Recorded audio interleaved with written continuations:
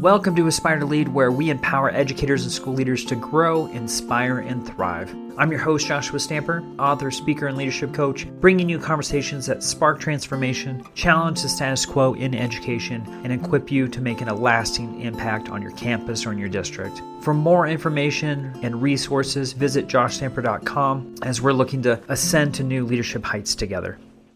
Welcome back, Aspire Leaders. I'm so excited to be back with you. I know that you probably haven't noticed, but I was gone for almost 2 weeks with my family in Canada. It was a phenomenal trip, but coming back, I am just excited. I'm excited for my guest this week, Casey Watts. She's had over 20 years of experience as a classroom teacher, instructional coach, and district leader.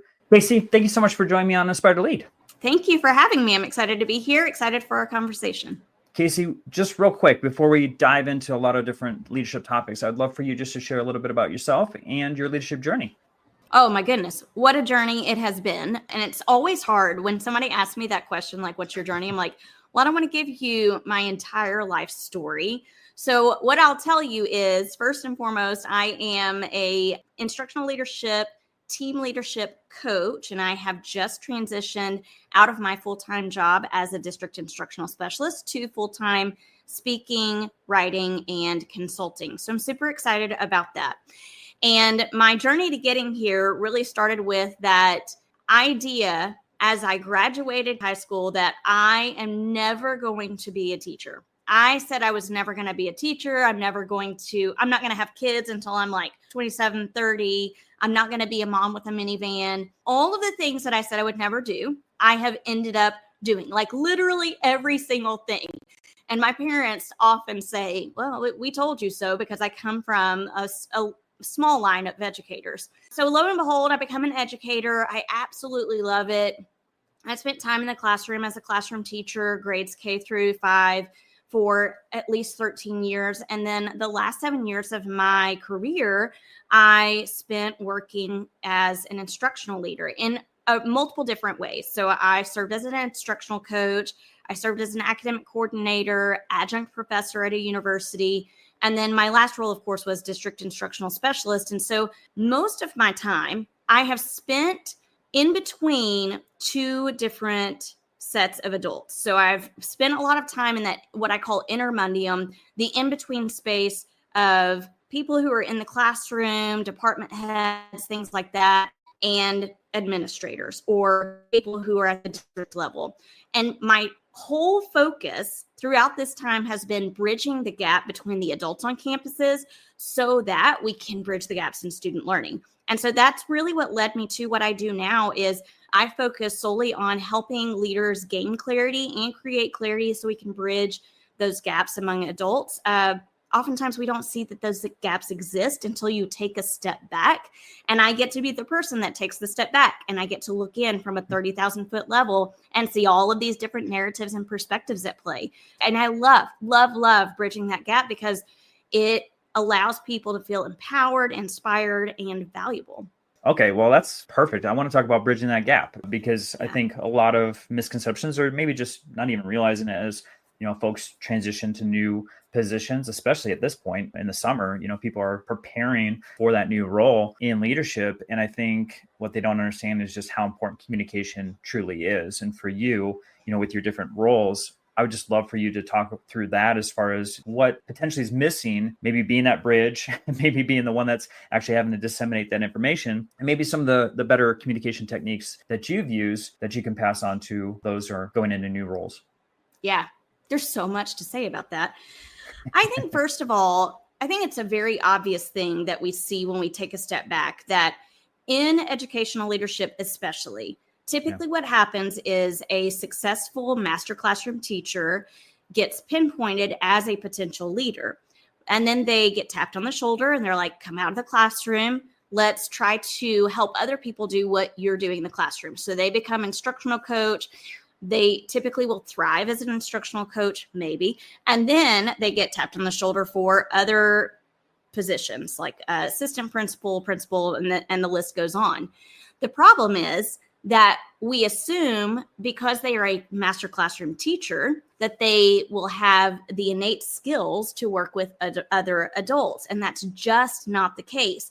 And, I hear all the time, I actually heard this just a couple of days ago. I was at a conference and we were talking about the shift between being a teacher to going into administration. And the assistant principal who was there said someone had told her, you had your students in your classroom, and now you can look at your adults on your campus as your new students. Nothing really changes. And I want to push back on that because adults are so very different than students in your classroom, because your adults on the campus are complex human beings who are set in their ways. They have a whole wealth of experiences behind them that have shaped who they are. And so we really have to consider how we approach them. And often that is very, very different than how we would approach and work with our students. So when I have lived in this in-between space and seen how people get tapped on the shoulder, and I will tell you, I was one of those people, got tapped on the shoulder, come out of the classroom, and it was a great learning curve. I learned so much, but I was under someone who was expecting me to be a yes woman. And I am not that. I push back. I want to go beyond the boundaries of things. I want to challenge the status quo. And I learned a lot in dealing with someone who was not ready to challenge the status quo. And so I went back into the classroom after 1 year. I was 27 years old, 27, come out of the classroom after being on a campus for 2 years. I was not ready for that. And I wasn't ready because no one explicitly taught me the intentional leadership skills it takes, the habits it takes to be able to lead other adults well. And so that's really a lot of what I do is when I'm helping leaders to gain clarity, we're looking at clarity around a few different things. We're looking, of course, at clarity around the direction that their campus is headed and how they're going to get their people to take ownership of that goal, that vision, and the steps to get there. But then we also look at clarity of collaboration. Like, how do you get past this faux collaboration that takes place on campuses that we hear people talk about all the time, where people are coming into your meetings, they don't want to be there, it becomes a checklist. We're just doing lesson planning, but the lesson planning is basically teachers pay teachers, and we're going to talk about the grades, but we don't go beyond that surface level. Productivity is what I wouldn't even call that collaboration. So that's the other piece that we gain clarity around. And then the third and probably most important is clarity around your identity as a leader. Do you have emotional clarity? Do you have your own goal clarity that revolves around your values as a leader? And do you have social clarity, meaning you are aware of the personalities of the people that you're working with and how to engage with them and lead them? So I really don't even know where the question started, Joshua, but there you have it, word vomit. That's all right. No, I mean, obviously you're passionate about leadership. You work with so many educators across the country, and it started with communication, but I think you've already kind of transitioned to where I wanted to go next, which was just that collaboration piece. Yeah. And you're talking about like a full collaboration. I think this is so true, especially with adults. You already talked about kind of their experiences that they've gone through. There could be some set mindsets, set biases that have occurred over time, and a value system. And sometimes folks are just kind of going through the motions without actually truly being there, right? And so for our leaders, when they're trying to construct collaboration and make it authentic, what are some steps they can take to really make it so that it's genuine and something that's positive for the whole team? Yeah. One of the things that I talk about in this session that I do with leaders who are going through, I have a reflective leadership training where they're doing all three things like goal clarity, social clarity, emotional clarity. But one of the things we talk about in regards to collaboration is your people are coming to the table with all kinds of previous experiences. And our experiences control the narrative. And you may not be aware of the narrative that people are coming to this collaborative setting with. And so we have to be really aware of what are the different narratives that could be at play and how do we get ahead of those narratives. So I often think about like going to the dentist. Some people despise going to the dentist, probably because they've had a negative experience with the dentist. But for some people like me, it's like, yeah, I don't really want to go, but I don't have any bad experiences, so it's not a big deal for me. And then there are some people like my dad who are like, I like going to the dentist because I just want to sit there and relax and get my teeth cleaned. And then I leave and I'm like, I've got these perfect teeth. They look awesome. Very few people have that experience with the dentist, but it's the same with our meetings. Like people come with different narratives. We've got to get ahead of it. And the way we get ahead of it is we start the beginning of our year, instead of focusing so much on policies and procedures and all of the logistical things behind the school year. What if we started in a different way? We flipped the script and we really considered how we approach collaborative meetings. In other words, do your people know what kinds of meetings are going to take place across the school year? Do they know what to expect when they go to those meetings? And do they know how to have conversations in those meetings? Because a lot of those meetings revolve around data. And if they revolve around data, which people tend to take personally, we've got to be setting them up for success to have these conversations.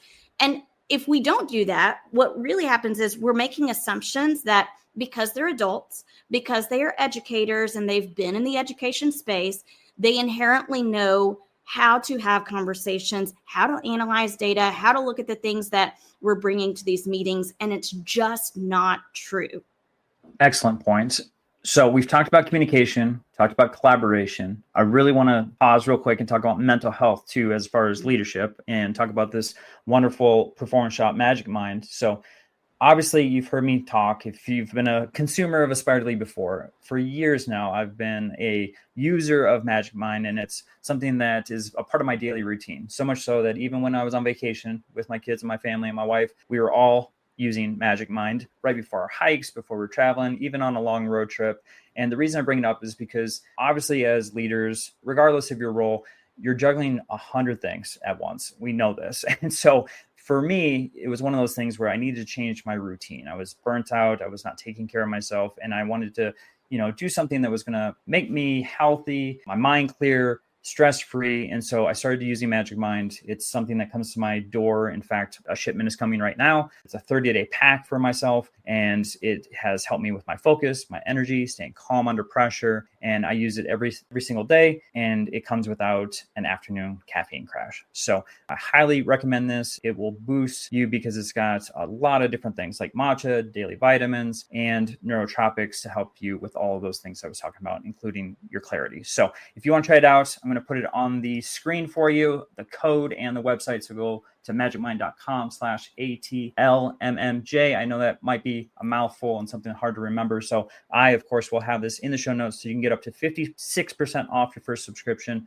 or 20% off a one-time order. It's something that, again, I've been using for years. So give it a shot. It's going to help you right away. You're going to feel the difference. And as we're preparing, like Casey and I were talking about, for the new school year, something that you can get into your routine to make sure that you have an amazing school year. And with that, I'm going to start drinking it as I talking with Casey now because I forgot to open it. All right, let's dive into another topic here, Casey. So as far as your movement, you had talked about going into a leadership role as an instructional coach and then going back into the classroom. And I know that some might hear that and say, oh, she failed in that leadership position, because we have to go vertically. I want you to talk through that experience, but then also just maybe the misperception of always having to go up in our leadership journey. So that position wasn't instructional coaching. I went from classroom teacher to, it was called academic coordinator. And for all intents and purposes, it was basically assistant principal. Imagine that you're just jumping into that. You really don't have experience. You don't have someone who's nurturing you as a leader.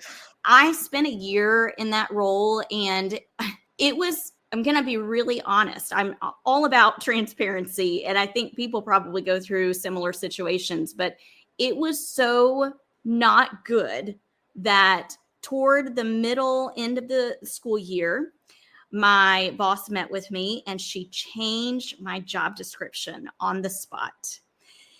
And it was just, there were so many different factors at play there. We butted heads significantly. I was like such an eager person, and she was not ready for me to be as eager as I was and make any changes or address anything that I felt like was not working.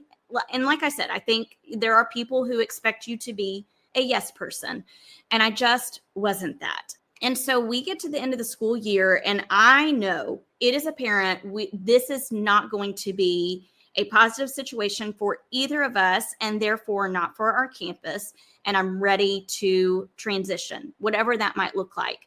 And I remember saying, I will take any classroom position. And the leader put me in a first grade classroom. I think her goal was, I'm going to put her in a first grade classroom because she's not comfortable with that, and she's going to want to leave. And that didn't happen. Thank goodness. Like, I loved teaching first grade, and I stayed at that school for a long time.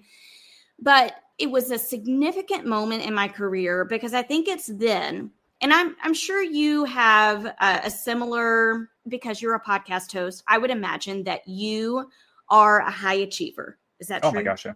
Yeah. Yeah. Okay. And I am that To a also. fault, And I think, Casey. yeah, exactly. Yes, 100%. Because as a high achiever, I'm like, I've got to climb the ladder. What's the next position, the next position, the next position? And the thing about it is, what happens when you reach the top? Nothing. Like, you've accomplished all of these positions, but it doesn't mean that you've grown as a leader. And so I just think if we were to imagine taking this ladder of positions, and take it down so that it is lateral, we can move in any direction we want. And at any point on those rungs on that ladder, we're growing in some way. So if we could kind of shift our mindset to think about, I'm not moving up the ladder, I'm moving laterally, and it could be in any direction.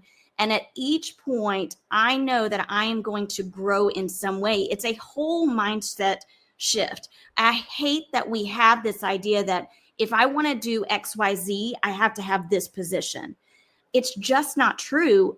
We've crafted that narrative in our minds. I think to an extent, like, yes, you need experiences, but I shouldn't have to go through really tough experiences that are not growing me as a person and leader if it's not going to get me where I eventually want to be. And that place where I eventually want to be shouldn't be positional. It should be, how am I going to impact the people around me, and how am I going to be the best version of myself?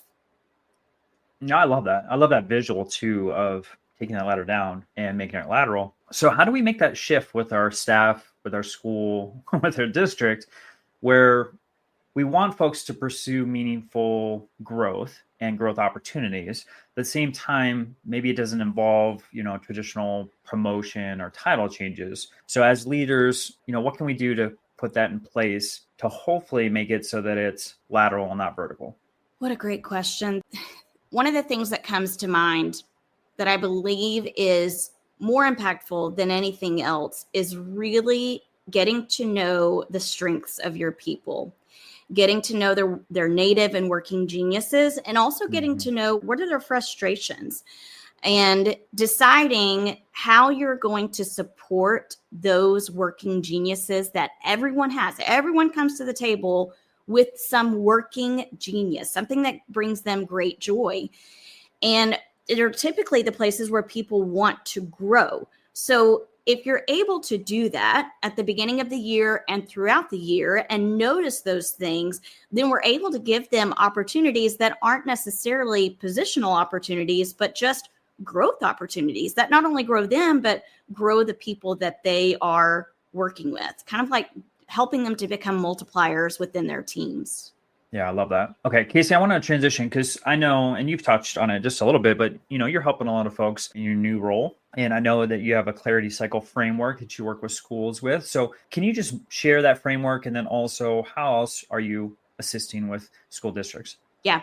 So I've mentioned it a little bit already because I do help leaders with gaining clarity and creating clarity around those three things: identity, collaboration, and direction. Direction is where the clarity cycle framework comes in. So when I'm working with campuses across the nation, typically one of the things they struggle with is they have high numbers in tiers 2 and 3 instruction, and they know that they want to make tier 1 instruction a priority. The problem is sometimes we just don't know exactly how to make that happen. And we fall into purchasing products and programs that we know are not going to move the needle for us. So what I do with the Clarity Cycle framework is I work with their instructional leadership teams to develop an area of focus. So the area of focus might be improving high quality tier 1 instruction. So that's the first step in the Clarity Cycle framework. Then we move into the 5 other steps of the Clarity Cycle framework. And each of these steps, what I typically say is they are habits that you're building as a leader, which means that, yes, we're going through these steps. And initially, we're going through them in chronological order. But once you've learned each of those habits in that order, you can revisit them in any order, depending on the situation that you're in. Again, they are habits of building clarity. And so we determine an area of focus. That's step 1. Step 2, we develop a set of goals that fall underneath that area of focus. And after step 2, we are gaining insight from stakeholders and figuring out how do we help people to take ownership of this area of focus and goals. Once we've gained insight, we move into step 4, and that is casting vision and scripting critical moves. So we're leveraging what we hear from our stakeholders about the area of focus and goals to script critical moves to make progress toward those goals. And then the last 2 steps are vital and so often missed. One of them, step 5, is providing feedback regularly and celebrating systematically. We provide feedback, but it's not always attached to a specific area of focus and goals. Therefore, it kind of loses its meaning. So if we can provide feedback that's focused and targeted, then we're able to help people make progress collectively. And then the other thing is celebrating systematically. We celebrate, but sometimes it's that surface level, like, Jeans Day, or we're gonna celebrate on Friday with a couple of wins. But again, the celebration isn't always tied to what is our area of focus and goals. And then finally, the last and final step is learning how to calibrate and sustain so it doesn't become another initiative that fails, or it doesn't become a poster on the wall that nobody really looks at. So that's the Clarity Cycle framework. And that's typically how I'm supporting schools. Right. Aside from what I talked about earlier, is helping them improve their collaboration and also gain clarity as a leader. Well, I also know you do keynotes. So what are some of your favorite topics that you like to speak on when you're presenting?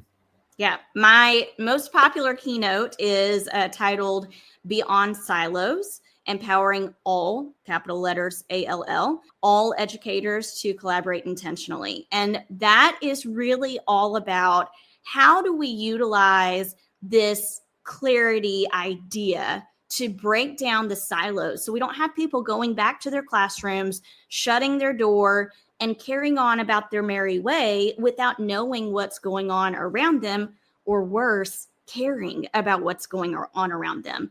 That's my probably most popular keynote. I am working on another keynote / TED Talk that I'm really excited about, where I challenge the status quo on how we begin in service at the beginning of the year, like how we onboard people, because I think it could be revamped and improved so significantly if we focused on the right things. And I feel like right now, we don't really focus on the right things. Okay. Can you just give maybe one thing? Because I can get on my soapbox. I think this topic is so needed. But can you give one thing as our administrators are currently putting something together for new staff or for staff to come back for the new year? And I don't want you to give your whole keynote away, but if you can just give one little hint of a strategy they could use. Yeah.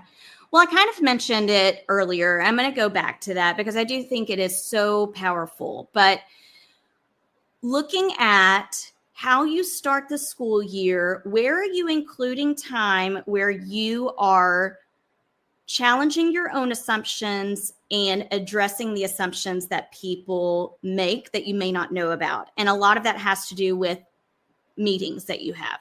So I'm thinking about PLCs. Just consider how many people either within the district or who are coming from outside the district, how many of them have experienced PLCs and they call them pointless, purposeless, and a waste of time.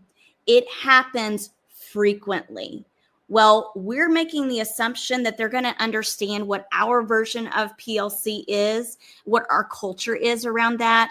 And we cannot make that assumption. We have to address culture on purpose, not by accident. And that's one of the ways that I would say start by looking at how your people are going to collaborate and get really clear about what that looks like, sounds like, and should feel like. Love it. So I usually ask actionable item for folks. I want that to be our actionable item. So for everyone that's listening, take notes, put that down. That's the thing that you need to do for the next school year. Absolutely love that, Casey. So I've been flashing your website up, catchingupwithcasey.com. So I'm assuming that folks can go there to find out more about all the services that you provide, but then also some additional resources for them. But is there any other places you'd like to send them in regards to, learning about you and all the wonderful things that you're doing in your world? Yeah, I am primarily on LinkedIn. You can find me on all social media platforms, typically with the username Catch Up with Casey or Catching Up with Casey. Awesome. And of course, with all my guests, I put that in the show notes. So make sure you're going in there, clicking on all of the different social links and making sure that you are following along as Casey's doing, like I said, just phenomenal things. So with that, Casey, it's been so much fun to catch up with you today, learn more about all the wonderful things that you're doing. I know that you've made a huge impact over the 20 years, but you are continuing to do so in a larger scope with the new business that you've got going on. And so I'm so excited for the work that you're doing and what's to come in the future. So thank you so much for being on Aspire to Lead. Yeah, thank you for having me, Joshua. This podcast is a proud member of the Teach Better Podcast Network. Better today, better tomorrow, and the podcast to get you there. Explore more podcasts at www.teachbetterpodcastnetwork.com. We'll see you on the next episode.